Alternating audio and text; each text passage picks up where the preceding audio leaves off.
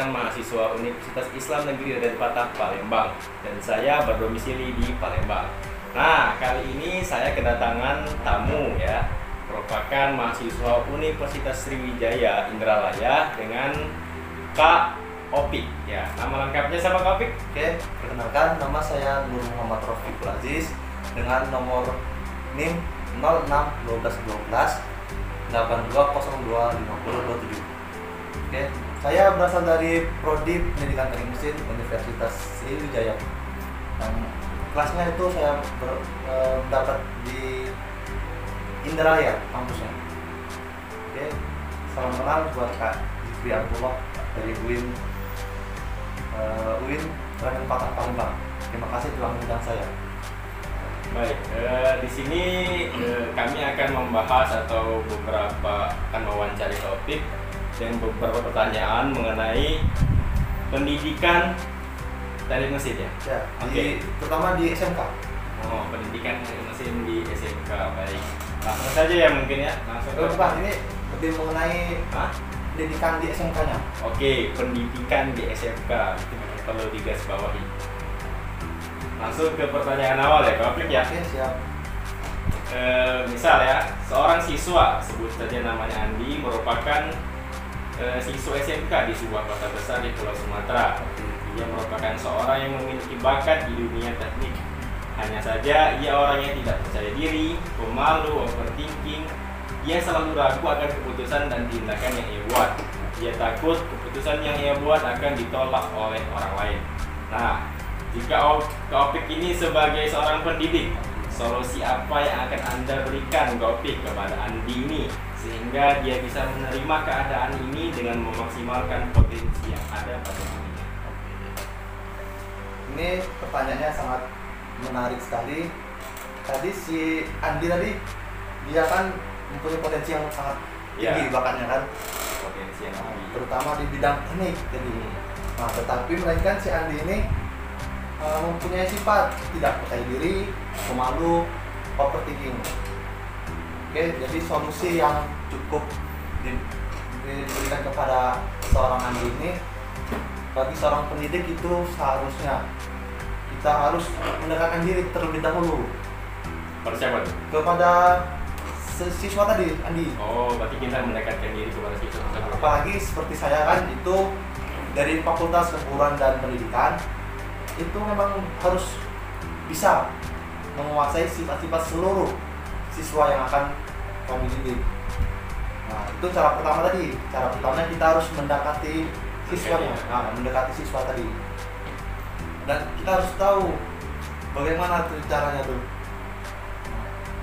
Cara membujuk dia, memberi motivasi yang terbaik untuk kemajuan hidup dia.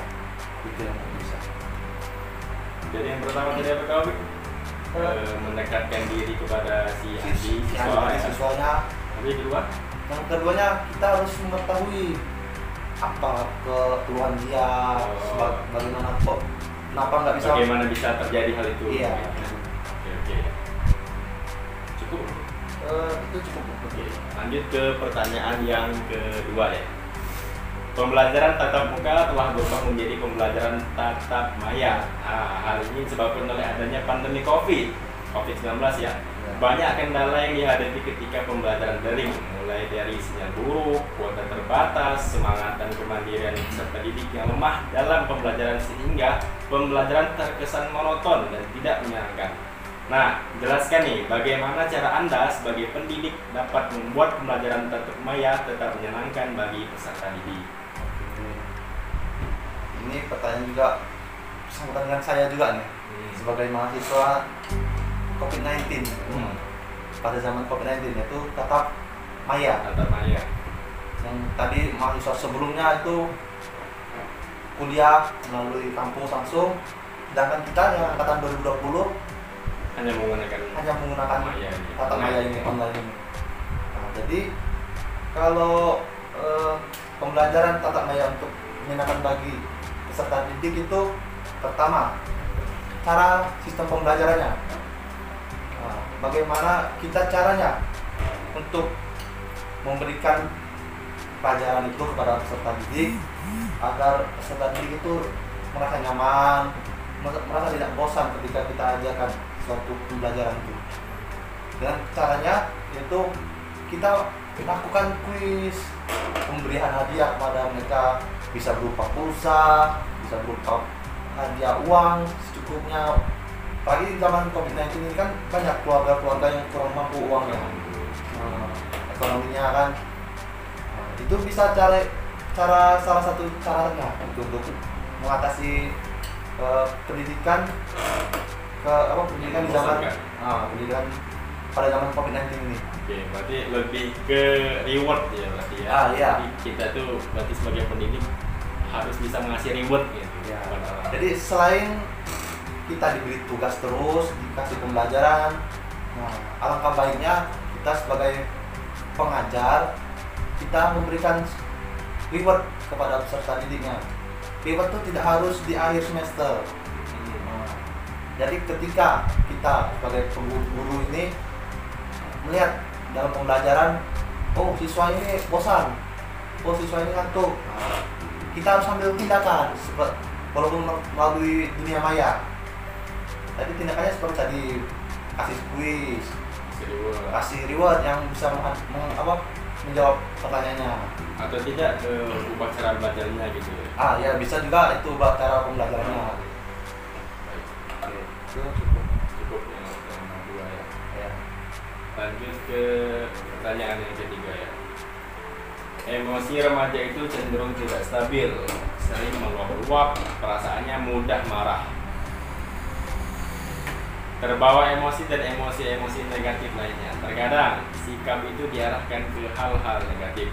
Bagaimana tindakan kita sebagai pendidik untuk mengatasi hal tersebut?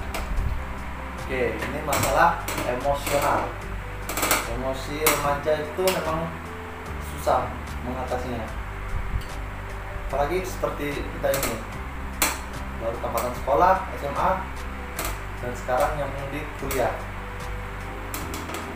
Emosinya itu sangat meluap-luap, Tidak stabil. Nah, jadi tindakan yang perlu kita berikan kepada para remaja, terutama anak-anak SMA, SMK atau kuliah kan di semester pertama, semester 2 itu melakukan tindakan seperti kita caranya harus tahu dulu sifat seseorang tersebut. Jadi kalau seseorang itu sudah tidak bisa menahan emosinya, kita lakukan cara yang kita ajak kegiatan mereka. Kegiatan yang positif tentunya. Kegiatan yang positif tentunya. Jadi yang tadinya terbawa emosi dan emosi itu membawa negatif yang lainnya, ya itu tadi, ketika kita mengajak kegiatan, terutama kegiatan positif atau yang kegiatan yang bisa menyehatkan tubuh kita, seperti olahraga, futsal, yang bisa merefreshing otak dan hilangkan emosi tersebut, insya Allah remaja itu akan meredah emosinya. Itu yang tadi, sifat emosi remaja tadi. Lebih ke kegiatan positif berarti ya. Iya, jadi kita harus tahu kegiatan yang harus diberikan. Oke, lanjut ke pertanyaan keempat. Hidup ini unik. Kita yang menjalani, Tuhan yang menentukan, dan orang lain yang berkomentar. Terkadang orang lain mudah sekali menilai sesuatu, padahal baru sekali lihat, baru sekali dengar. Dia dengan mudahnya melakukan judgement atau penilaian.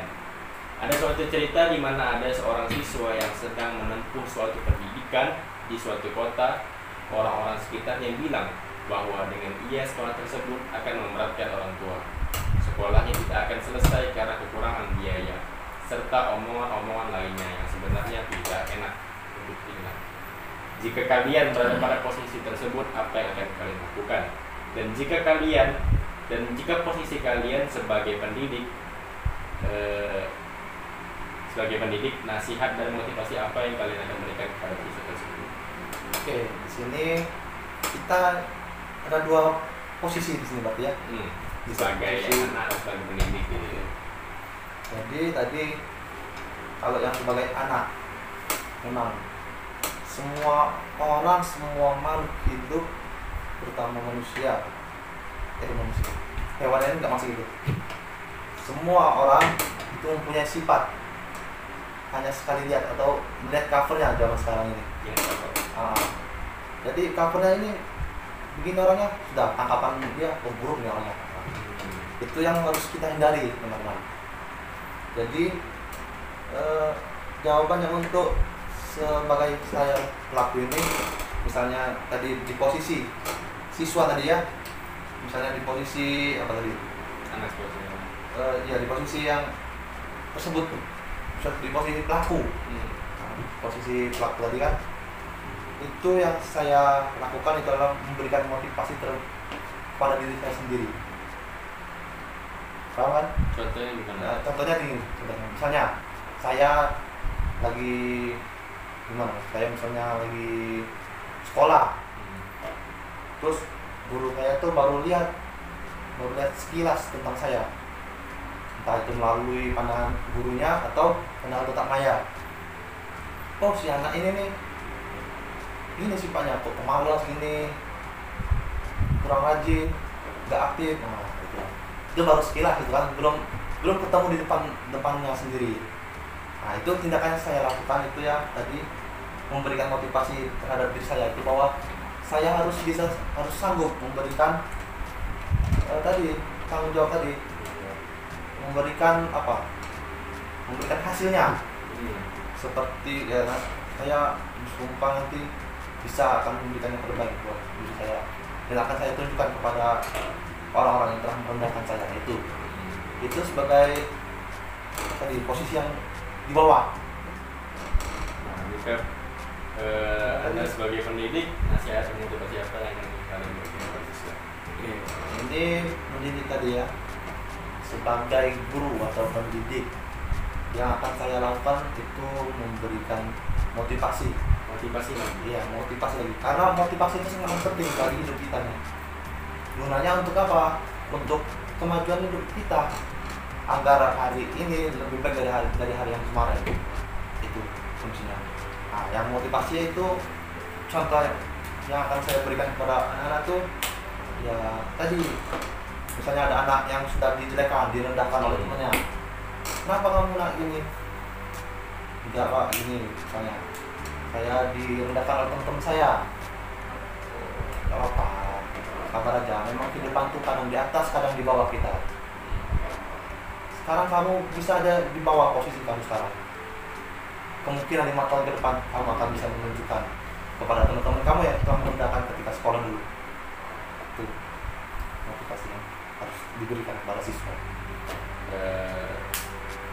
Berarti harus ada motivasi ya? Iya, jadi motivasi itu sangat penting bagi hidup ini. Pernah ada yang bilang kan, satu motivasi akan mengalahkan 1000 metode. Nah, benar. Karena motivasi bisa menggerakkan hati. Benar, dari motivasi bisa menggerakkan hati, dan hati bisa menggerakkan pikiran. Dari pikiran bisa menggerakkan tindakan. Lanjut ke pertanyaan terakhir yang mungkin ini. Yang terakhir ini. Kelima. Kata-kata motivasi apa yang paling mempengaruhi hidup Anda sehingga Anda menjadi lebih bersemangat dan berbahagia dalam menjalani hidup? Ini pertanyaannya memang wow sekali. Jadi kata-kata motivasi yang berada dalam diri dalam diri saya sendiri itu, atau ini motivasinya bersama dengan prinsip ya, prinsip hidup. Jadi saya tuh sudah menanamkan dari sejak kelas 2 SMA. Itu motivasi saya itu adalah hidup mulia atau mati syahid. Hidup mulia atau mati syahid. Bisa kita jabarkan dari hidup mulia atau mati syahid itu. Hidup mulia itu bisa kita gapai dengan cara berbuat baik pada seseorang, terus menjalankan pendidikan setinggi-tingginya, karena ilmu itu sangat penting. Tapi dengan garis bawah, ilmu tanpa adab sama aja bohong. Dan adab tanpa ilmu, adab tanpa ilmu itu adalah sombong. Oh iya, benar. Ilmu tanpa adab adalah sombong. Iya. Adab tanpa ilmu adalah bohong. Oke. Nah, jadi itu tadi motivasi saya. Itu adalah hidup mulia atau mati syahid. Mati syahidnya itu apa? Ya tujuan kita itu adalah akhirnya nanti setelah kita hidup di dunia ini itu adalah surganya Allah. Masya Allah. Jadi itu tadi bagus ya. motivasi saya. Hidup mulia atau Mati syahid. Sangat positif sekali. Kalau untuk motivasi kuliah ini pertama kita lihat. Jadi sebelum saya itu masuk di Universitas Sriwijaya, terutama di Fakultas Keguruan dan Pendidikan, saya itu mendaftar di UIN Gunung Jati. Itu di Bandung.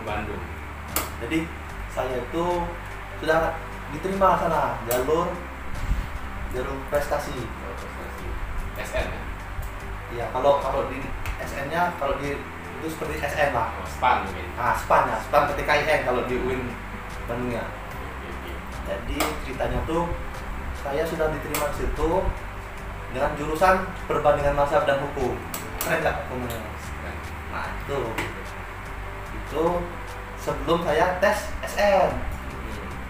Pertamanya saya memang niatnya di situ. Niatnya sudah pengen di Bandung. Ala kulihal dengar kata kementerian kan bahwa SN itu diundur lagi jadwalnya. Jadi saya bilang ke orang tua, Bu, ini ada jadwal SBMPTN ini diundur. Boleh nggak Bu saya ikut tes? Oh boleh, udah. Nah disitulah saya nyoba aja tuh. Pertama saya milih jurusan teknik mesin. Itu di mana? Di Unsri semua, teknik mesin pertama. Yang kedua pendidikan teknik mesin. Beda ya teknik mesin? Beda. Jadi di Unsri itu Universitas Sriwijaya itu mempunyai ada dua dia, walaupun dua cabang. Lebih khususnya kalau teknik mesin itu ke lapangan. Jadi kalau teknik mesin ini lebih mengenali mesin-mesin. Kalau kalau pendidikan teknik mesin itu termasuk keguruan. Oh. Jadi kalau pendidikan teknik mesin itu dicetak minimal harus menjadi guru SMK. Itu yang pembedanya. Lebih ke teori ya. Iya, kalau pendidikan teknik mesin itu banyak kan teorinya. Nah, jadi dari situ saya nyoba tes SB, nggak tahu sekian 2 minggu setelah tes pengumuman muncul dan alhamdulillah lulus saya di pendidikan teknik mesin. Nah itu lulus pendidikan teknik mesin dan itu saya bingung mau milih apa nih, UIN Bandung atau Universitas Sriwijaya tadi. Saya berdebatlah sama orang tua, terutama ibu saya kan, Bu, bagaimana Bu? Ini UIN Bandung lulus, Universitas Sriwijaya juga lulus Bu. Ibu saya nanya, di Unsri itu kamu lulus apa? Ini Bu, FKIP, prodinya pendidikan teknik mesin Bu. Dan itulah perbincangan panjang sekali dan saya bilang, gimana Bu? Kalau menurut Ibu, ini saya bicara, ambil aja yang di Unsri. Di Unsri itu kan, terus saya debat lagi, bagaimana Bu di Unsri? Padahal kan saya kan belum pondok, dan kan saya belum tahu masalah pemesinan ini. Nah, ibu saya menasihati saya, memberi motivasi. Terus ibu saya itu bilang masalah pendidikan selanjutnya, memikirkan selanjutnya atau karir kerjanya. Nah, ibu saya tuh bilang kalau pendidikan teknik mesin ini pertama di FKIP itu kerjanya itu insya Allah ada. Nah, apalagi zaman sekarang kan semua SMK membutuhkan guru. Nah, itu tujuan ibu saya. Jadi ya sebagai anak yang baik dan soleh, jadi ya mengikuti apa yang disarankan oleh ibu saya tadi. Dan itu juga motivasi bagi saya, karena ibu saya itu lulusan FKIP juga dulunya. Iya, FKIP tahun berapa? 1997-an. Itu di Unsri ya? Iya, di Unsri FKIP. Tapi ibu saya tuh FKIP FKIP IPA. Iya. Fisika atau Biologi. Nah, dari situlah saya kita mungkin pendapat orang tua itulah, karena kan ridho Allah, ridhonya orang tua. Udah, bismillah, jadi saya mengambil FKIP ini.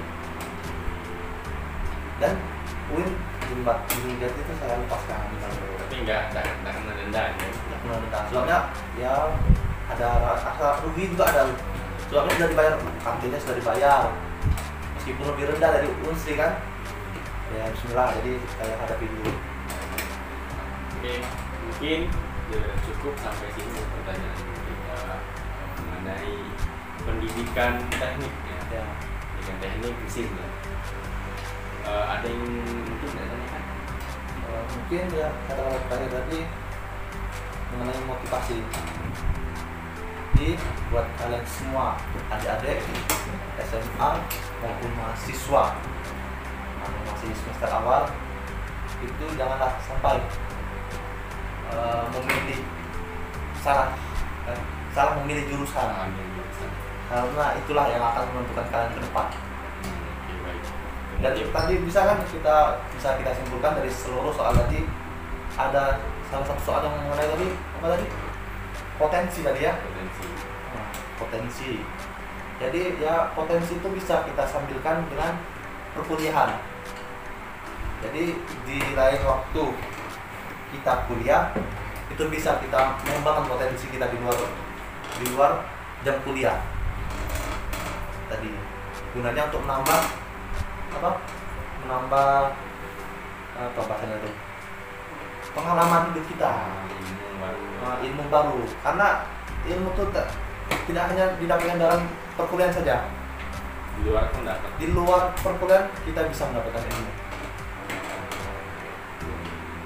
Ya mungkin sekian ya pembahasan kali ini. Saya Firmanullah dan saya Muhammad Abdul Aziz. Kami pamit undur diri. Wassalamualaikum warahmatullahi wabarakatuh. Waalaikumsalam.